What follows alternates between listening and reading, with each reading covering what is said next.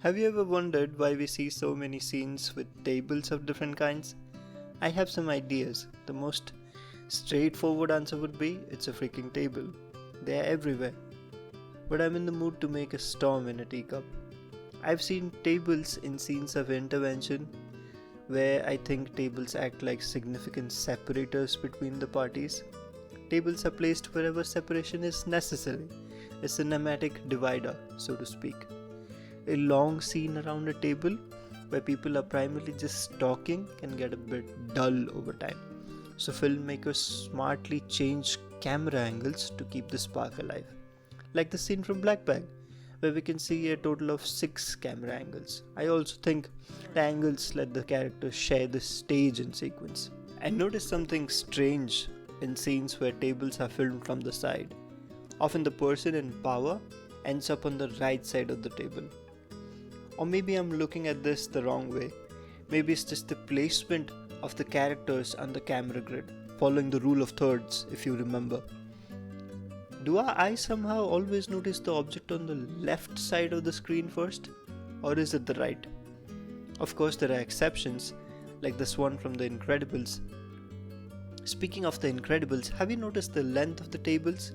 It's not just where people sit, the way tables are set also carries meaning.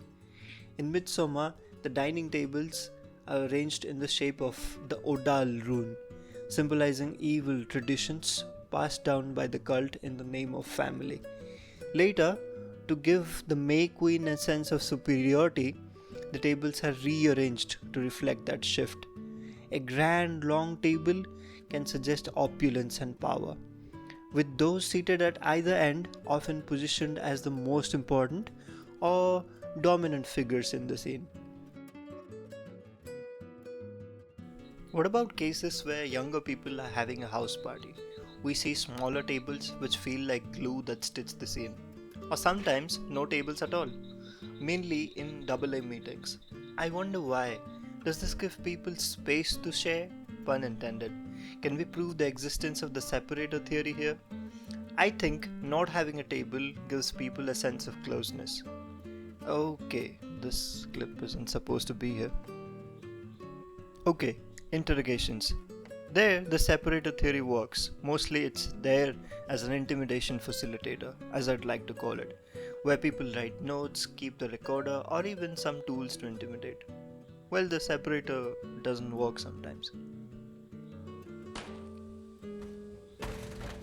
And sometimes it does.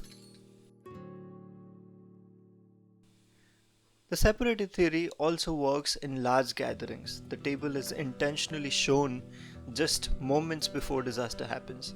And when people are happy, when people are vibing, we can barely see any table, even if it's there.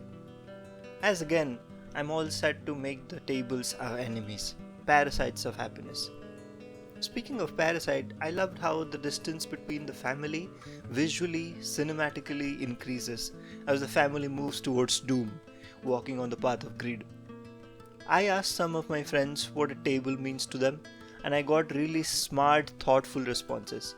Maybe some of it means something, or maybe this video is just a product of a guy who finds comfort in believing that people are not so different, and in seemingly unrelated cases, they think kind of similarly. Anyway, unceremoniously, goodbye.